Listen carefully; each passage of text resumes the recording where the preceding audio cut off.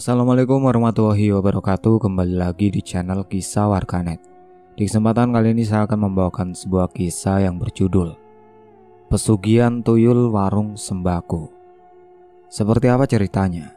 Tak usah lama-lama lagi, mari kita masuk ke ceritanya.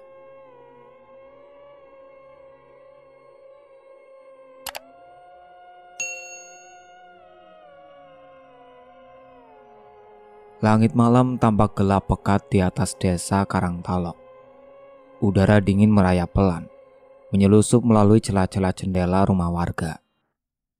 Desa itu sebenarnya damai, tapi beberapa bulan terakhir, keresahan mulai menyelimuti kehidupan masyarakatnya. Warga sering kehilangan uang secara misterius, dan tak ada satupun yang tahu bagaimana itu bisa terjadi. Awalnya, orang-orang mengira hanya kebetulan. Mungkin mereka lupa menaruh uangnya atau terselip di suatu tempat. Namun, semakin hari kejadian itu makin sering terjadi.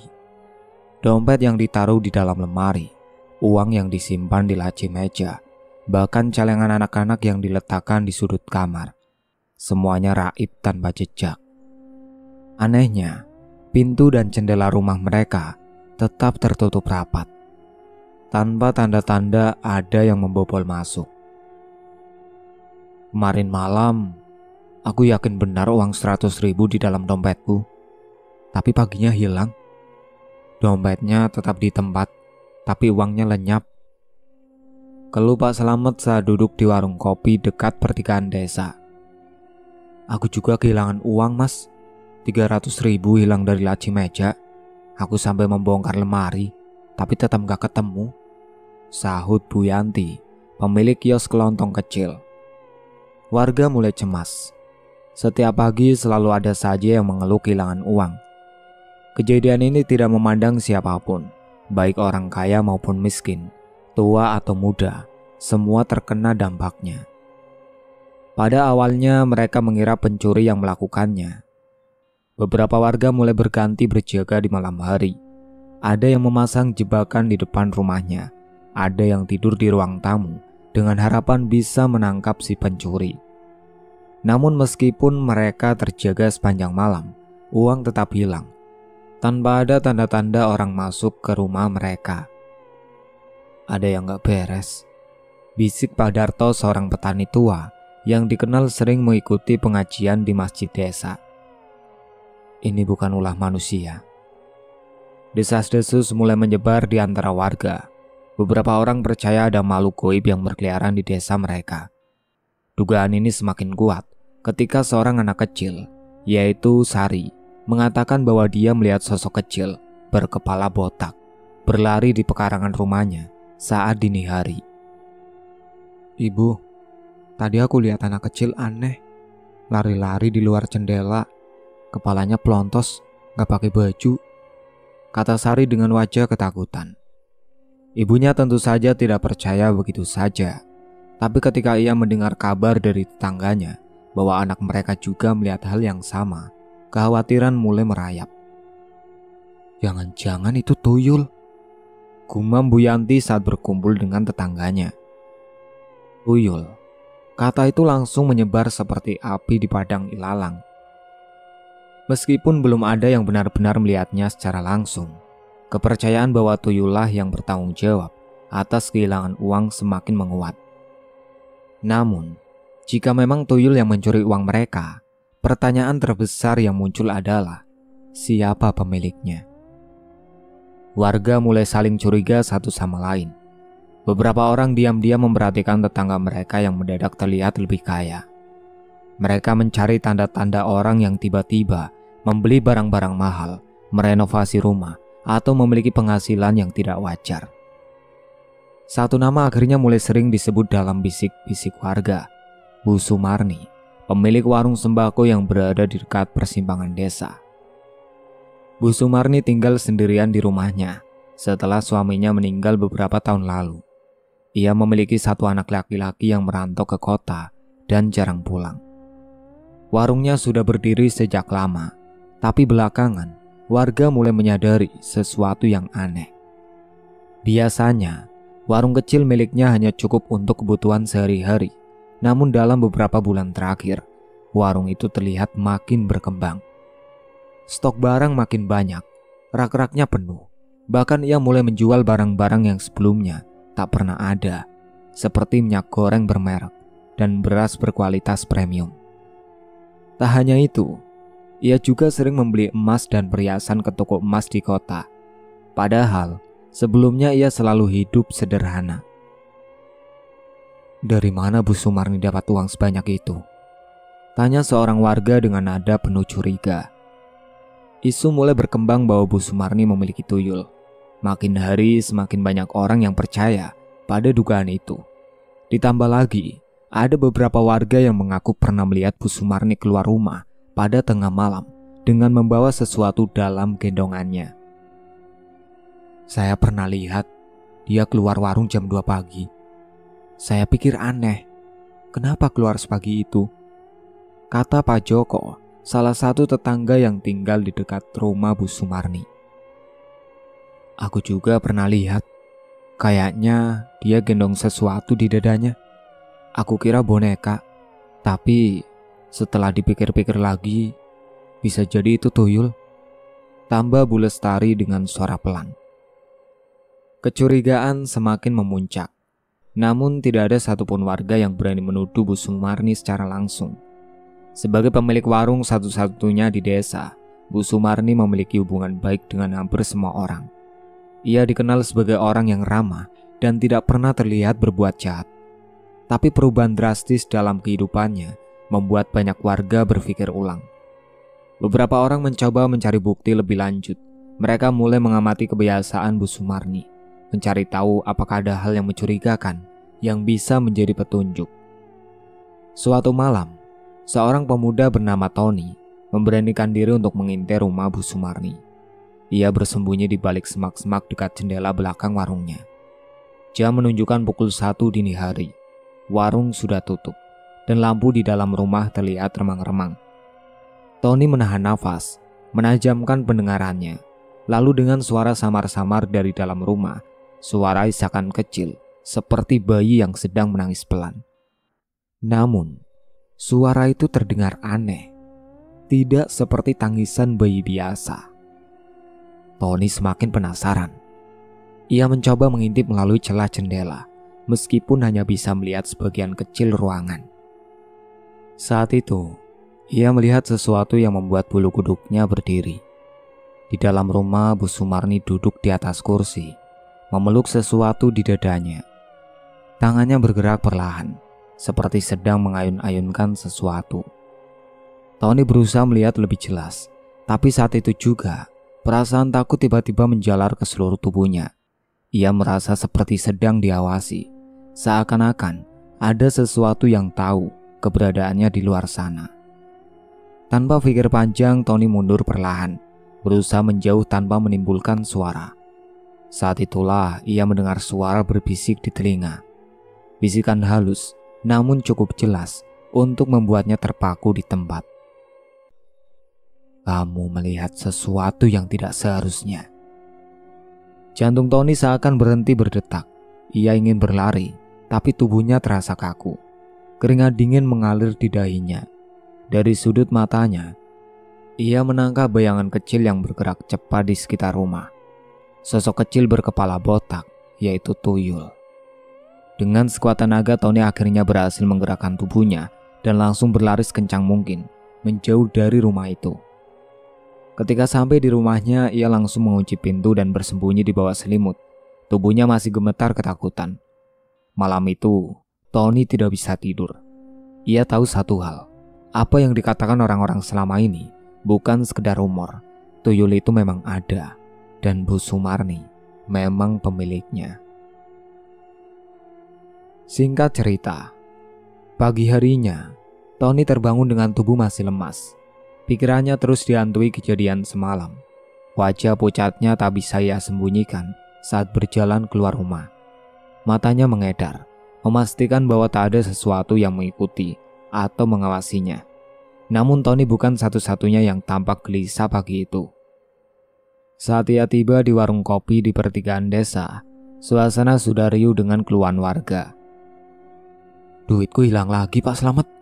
Padahal aku taruh di dompet, diselipin di bawah bantal biar aman," seru Pak Darto kesal. "Aku juga, celengan anakku dibongkar isinya ludes. Siapapun pencurinya, keterlaluan sekali," saut Bu Lestari dengan nada geram. Tony diam, mengamati satu persatu wajah warga yang berkumpul.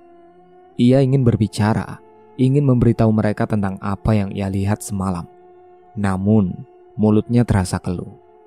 Siapa yang akan percaya padanya?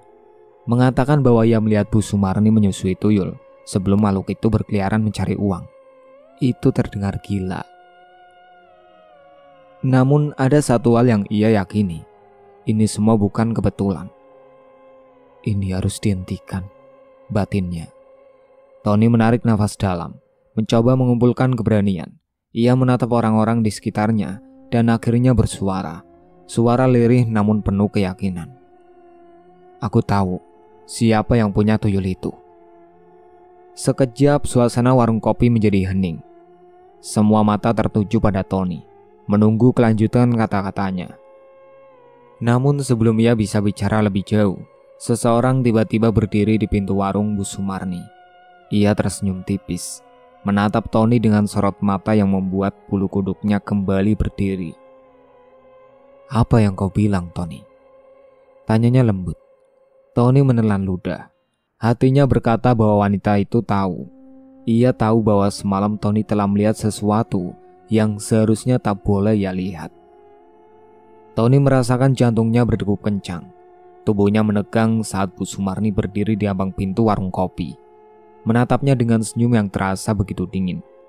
Pandangan mata wanita itu seakan menembus dirinya, seolah ia tahu apa yang semalam Tony saksikan. "Apa yang kau bilang tadi, Tony?" ulang Bu Sumarni. Suaranya tetap terdengar ramah, tapi ada sesuatu di balik nada lembutnya yang membuat Tony bergidik. Warga yang sebelumnya ribut kini terdiam. Mereka menunggu jawaban Tony. Sementara lelaki muda itu merasa tenggorokannya tercekat. Ia bisa saja mengungkapkan semuanya sekarang. Tentang apa yang ia lihat di rumah Bu Sumarni. Tentang suara bayi aneh yang ia dengar. Tentang bayangan kecil berkepala botak yang berlari di sekitar rumah. Namun, tatapan Bu Sumarni seakan memperingatkannya. Jika ia berbicara, sesuatu yang buruk bisa terjadi padanya. Aku cuma bilang..." Tony menggigit bibirnya. Otaknya berpikir cepat. Mungkin kita harus cari cara buat mengatasi kehilangan uang ini." Bu Sumarni masih menatapnya, lalu tersenyum lebih lebar. "Iya, Tony.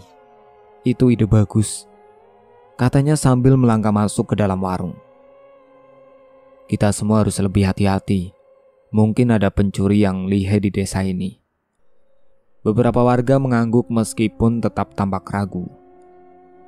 Tony menundukkan kepala, merasa nafasnya sedikit lega.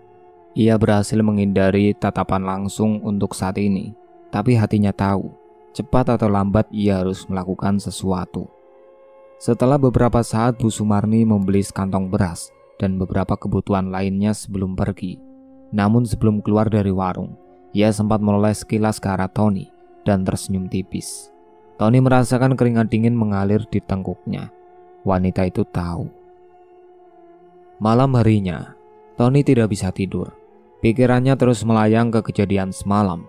Apakah warga desa akan percaya jika ia mengatakan bahwa Bu Sumarni memelihara tuyul? Ataukah mereka justru menganggapnya gila? Sementara itu di luar rumahnya angin malam berembus perlahan. Tony mencoba menenangkan dirinya, tetapi firasat buruk tak kunjung hilang. Ia merasa ada sesuatu yang mengintainya dari luar jendela. Perlahan ia bangkit dari tempat tidur dan mengintip keluar. Di bawah temaram bulan, ia melihatnya. Sosok kecil berkepala botak itu berdiri di dekat pagar rumahnya. Diam tak bergerak, menatapnya dengan mata hitam kosong. Tony menahan nafas. Tuyul itu tahu bahwa ia telah melihat rahasia majikannya. Dan sekarang, tuyul itu datang untuknya. Tony terpaku di tempatnya. Dadanya naik turun. Nafasnya memburu saat ia menatap sosok kecil itu yang berdiri tak jauh dari pagar rumahnya. Tuyul itu tidak bergerak, tapi tatapan matanya yang kosong membuat Tony merinding. Jantung Tony berdetak semakin cepat. Ia ingin berbalik, menutup jendela, dan pura-pura tidak melihat apapun. Tapi tubuhnya seperti membeku. Tiba-tiba, tuyul itu bergerak, bukan berjalan, melainkan melesat cepat seakan melayang langsung menuju jendelanya. Refleks Tony menjatuhkan diri ke lantai, tubuhnya gemetar hebat. Ia menahan napas, mendengar suara aneh di luar jendelanya, seperti suara cakaran kecil yang menggaruk-garuk kaca. Tony memejamkan mata erat-erat, berharap makhluk itu pergi. Beberapa detik berlalu, hening, lalu suara itu berhenti. Dengan nafas masih tersengal, Tony memberanikan diri, mengintip perlahan keluar. Kosong, tuyul itu menghilang. Namun sesuatu yang lain membuat Tony semakin ketakutan. Di kaca jendelanya ada bekas tangan kecil. Tanda itu terlihat jelas, seperti noda yang membentuk 5 jari mungil. Seolah makhluk itu tadi benar-benar menempelkan tangannya ke jendela. Tony buru-buru mundur, lalu meraih sesuatu yang bisa ia gunakan sebagai senjata. Sebatang kayu yang ia simpan di sudut kamar. Ia tidak tahu apakah benda itu bisa melawan tuyul, tapi setidaknya bisa memberikan sedikit rasa aman. Malam itu terasa begitu panjang. Tony tidak bisa tidur. Bahkan ketika suara jangkrik terdengar semakin samar dan langit mulai berubah warna, rasa takutnya tidak juga hilang. Pagi harinya Tony memutuskan untuk pergi ke rumah Pak Lurah. Ini sudah kelewatan. Sesuatu harus dilakukan. Namun dalam perjalanan ke rumah Pak Lurah, Tony kembali mendengar kabar buruk. Uang simpananku di lemari hilang. Teriak Bu Sarni panik di depan rumahnya. Padahal aku yakin semalam aku kunci rapat. Aku juga. Semua uang hasil daganganku raib, saut Pak Rohmat, pemilik toko kelontong di ujung desa. Warga kembali geger. Hampir setiap pagi mereka selalu dihadapkan dengan kehilangan uang secara misterius. Ini bukan pencuri biasa, gumam seseorang. Apa jangan-jangan ini ulah tuyul? Suara pelan dari seorang lelaki tua, yaitu Pak Maman, tiba-tiba membuat suasana semakin mencekam. Warga saling berpandangan. Ada ketakutan yang perlahan muncul di wajah mereka. Tony menelan ludah. Akhirnya, seseorang berani mengatakannya. Namun sebelum pembicaraan itu berkembang lebih jauh, seorang wanita tiba-tiba keluar dari kerumunan. Bu Sumarni. Lagi-lagi dia muncul di saat yang tepat. Kalian ini bicara apa? Katanya tersenyum tenang. Masa zaman sekarang masih percaya tuyul? Kita ini orang yang berpendidikan. Suasana kembali sunyi. Beberapa orang tampak ragu, namun ada juga yang mulai mengangguk, seperti tersihir oleh kata-kata Bu Sumarni. Tony menggertakkan giginya. Ia tidak bisa diam saja. Kalau memang bukan tuyul, lalu kenapa hanya uang yang hilang? Serunya lantang. Kenapa barang-barang berharga lainnya tidak dicuri? Kenapa tidak ada jejak pencurian sama sekali? Warga mulai berpikir. Bu Sumarni menatap Tony. Tatapan itu tajam, menusuk, seperti memperingatkan Tony untuk diam. Tony balas menatap. Kali ini ia tidak akan mundur. Ia tahu sesuatu yang mengerikan sedang terjadi di desa ini, dan ia akan mencari cara untuk menghentikannya. Tony tidak peduli lagi dengan tatapan tajam Bu Sumarni. Ia sudah terlalu jauh masuk ke dalam rahasia kelam ini untuk mundur sekarang. Ia harus melakukan sesuatu sebelum semakin banyak warga yang kehilangan uang mereka. Atau lebih buruk, sebelum sesuatu terjadi pada dirinya sendiri. Pak Lurah akhirnya muncul setelah mendengar keributan. Wajahnya tampak serius saat melihat warga berkumpul dengan wajah gelisah. Apa yang terjadi lagi pagi ini? Tanyanya, melirik kerumunan. Beberapa warga langsung bersuara, melaporkan kehilangan uang yang kembali terjadi. Pak Lurah mengangguk-angguk, lalu menghela nafas panjang. Kejadian seperti ini sudah berulang kali terjadi, dan kita tidak bisa terus membiarkannya. Katanya, aku akan memanggil orang pintar untuk menyelidiki ini. Kata-kata itu disambut gumaman dari warga. Beberapa tampak setuju, sementara yang lain masih ragu. Bu Sumarni yang sejak tadi diam akhirnya kembali berbicara. "Pak Lurah, bukankah ini sedikit berlebihan?" katanya dengan nada lembut. "Mungkin saja ini hanya pencuri biasa. Kita tidak perlu membawa orang pintar hanya untuk sesuatu yang belum terbukti goib." Tony bisa melihat ekspresi Pak Lurah berubah sedikit tidak nyaman. Sepertinya ia juga meragukan kemungkinan keberadaan tuyul. Namun sebelum ia bisa menjawab, Pak Maman, lelaki tua yang sebelumnya mengusulkan teori tuyul, menimpali. "Tidak ada pencuri biasa yang bisa masuk tanpa meninggalkan jejak," katanya dengan suara serak. "Aku sudah hidup di desa ini lebih lama dari kalian semua, dan aku pernah melihat hal seperti ini sebelumnya. Beberapa puluh tahun yang lalu." Semua orang menoleh ke arah Pak Maman. "Apa maksudmu, Pak Maman?" tanya Tony cepat. Pak Maman mendesah, lalu menatap warga dengan sorot mata penuh beban. "Dulu, pernah ada kejadian serupa di desa kita. Uang warga menghilang setiap malam. Tidak ada jejak, tidak ada tanda-tanda rumah dimasuki pencuri. Setelah beberapa bulan, orang-orang mulai curiga, dan akhirnya kita menemukan orang yang memelihara tuyul itu." Suasana menjadi semakin tegang. "Siapa orang itu, Pak?" tanya seseorang di antara kerumunan. Pak Maman menggeleng pelan. "Orangnya sudah lama pergi dari desa ini. Tapi caranya sama seperti yang terjadi sekarang." Semua orang mulai berpandangan. Tony bisa merasakan ketegangan di udara.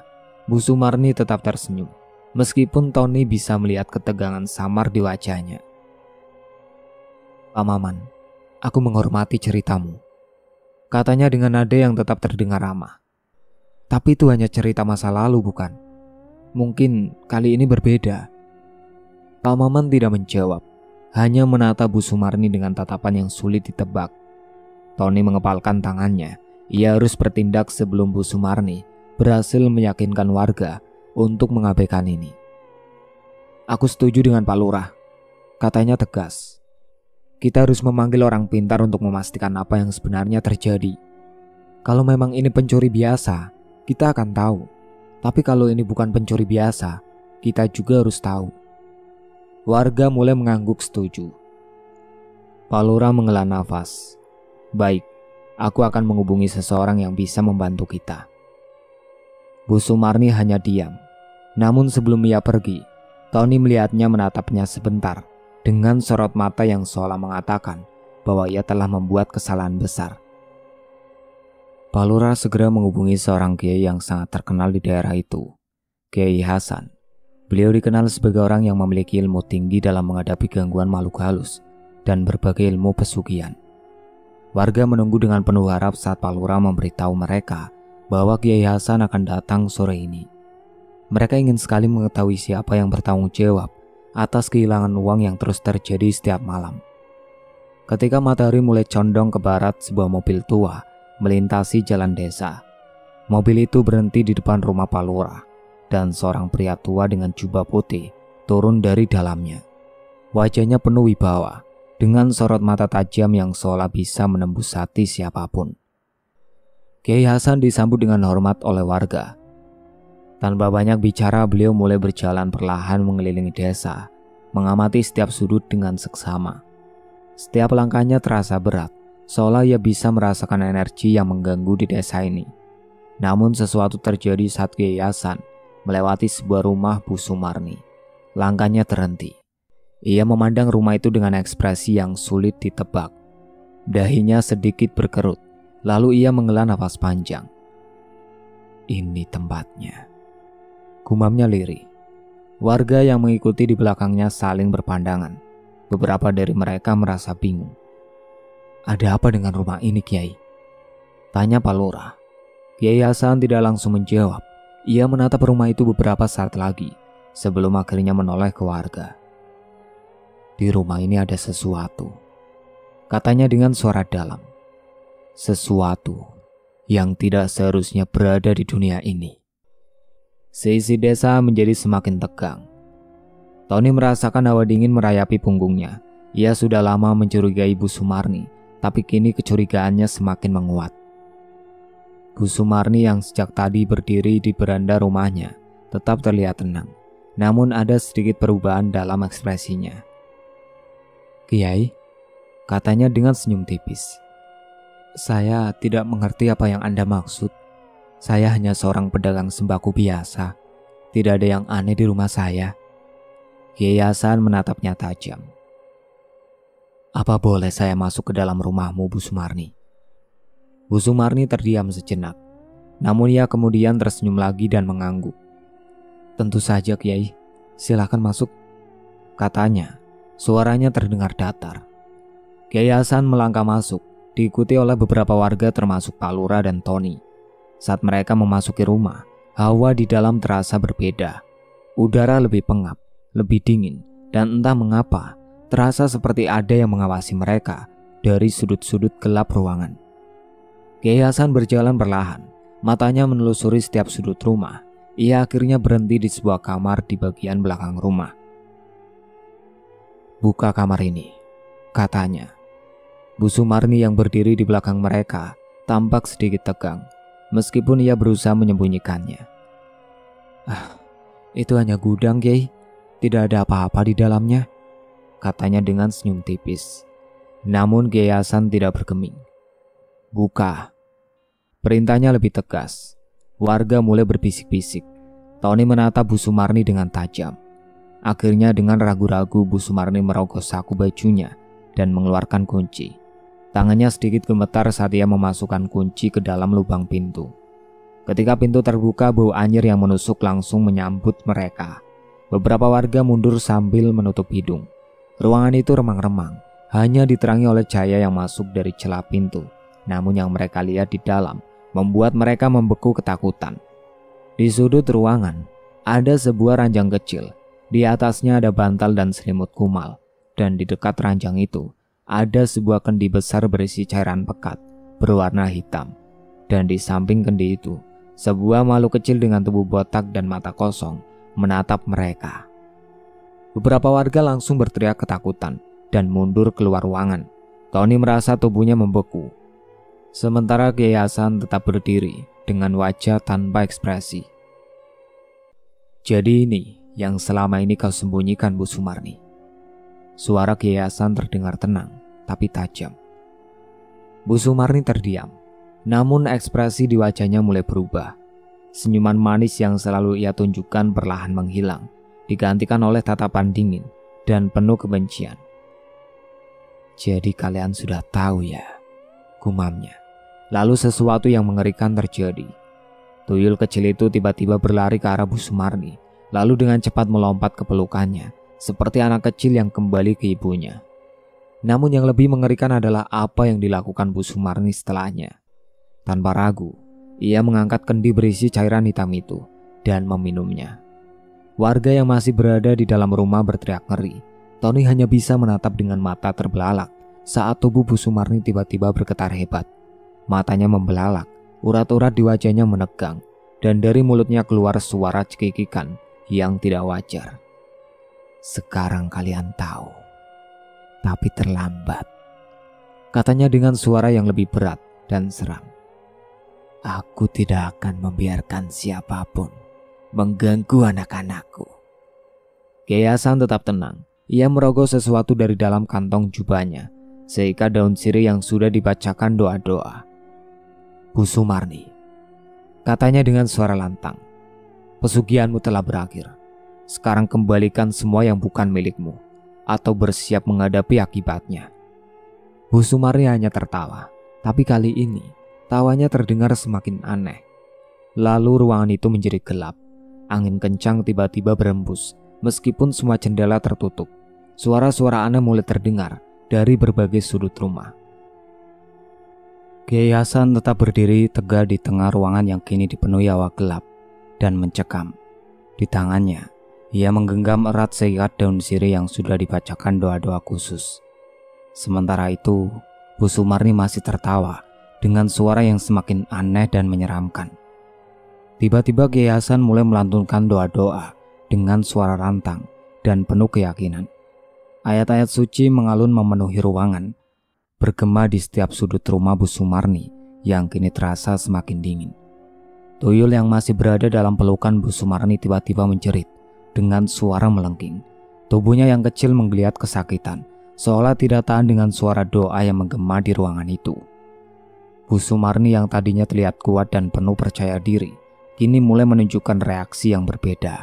Ia menggigit bibirnya, keringat mulai bercucuran di dahinya, dan tubuhnya bergetar hebat.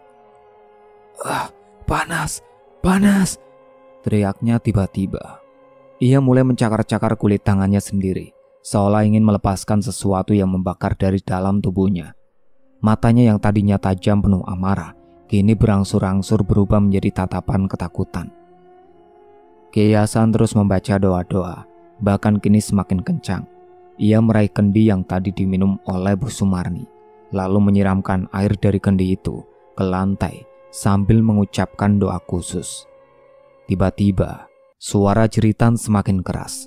Tuyul yang ada dalam pelukan Bu Sumarni meronta-ronta seperti kepanasan, lalu melompat dari tangannya. Makhluk kecil itu mengeluarkan suara tangisan yang mengerikan sebelum akhirnya tubuhnya memudar dan menghilang dalam sekejap. Bu Sumarni langsung jatuh terduduk, tubuhnya lemas, nafasnya terengah-engah, dan wajahnya tampak sangat pucat. Ia melihat ke sekeliling dengan tatapan kosong, seolah baru saja bangun dari mimpi buruk. Apa yang terjadi? Gumamnya lemah. Kiai Hasan mendekatinya dengan tatapan tegas. Bu Sumarni, pesugihanmu telah dihentikan. Sekarang, katakan yang sejujurnya pada kami semua. Bu Sumarni terdiam sejenak, matanya mulai berkaca-kaca, dan air mata mengalir di pipinya. Dengan suara lirih ia akhirnya mulai berbicara. Iya, aku mengakuinya, katanya dengan nada penuh penyesalan. Aku memang melakukan pesugihan tuyul. Warga yang berdiri di depan pintu dan jendela langsung bergemuruh. Ada yang berbisik marah, ada yang menggelengkan kepala tak percaya, dan ada juga yang hanya bisa menatapnya dengan perasaan ngeri.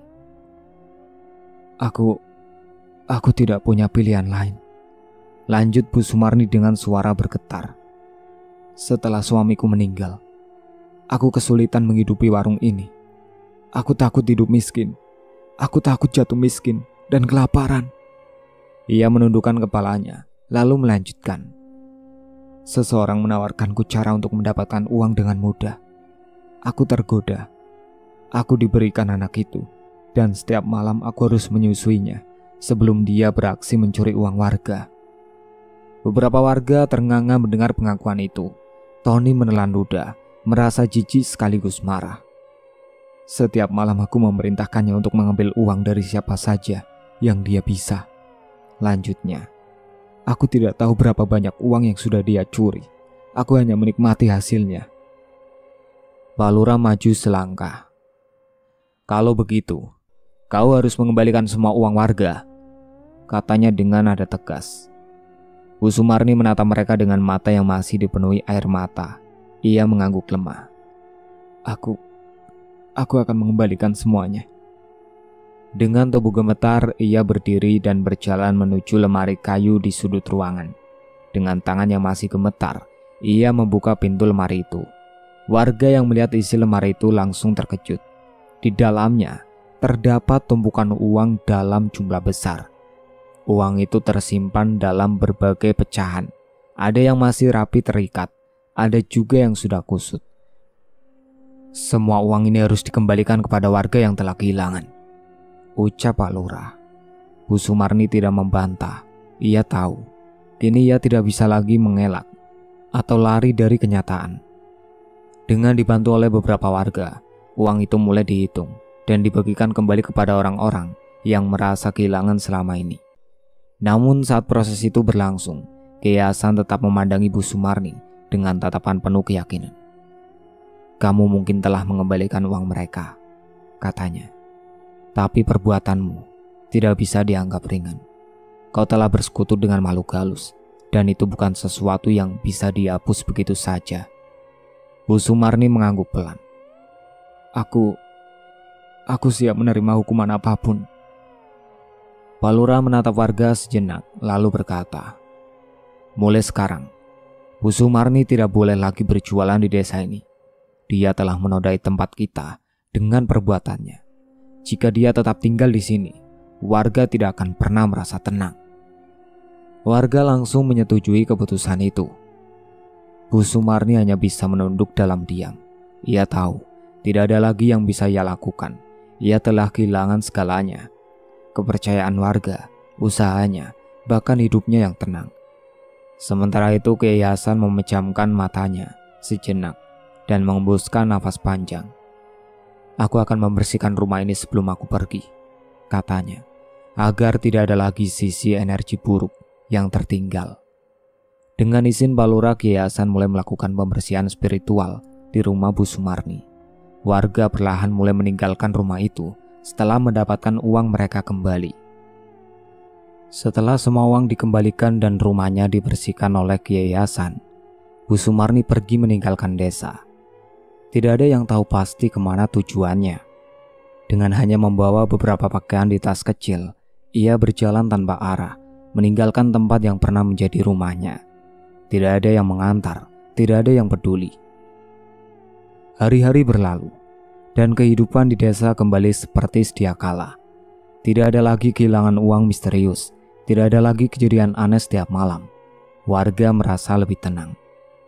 Warung sembako yang dulu milik Bu Sumarni dibiarkan kosong, perlahan-lahan ditumbuhi rumput liar.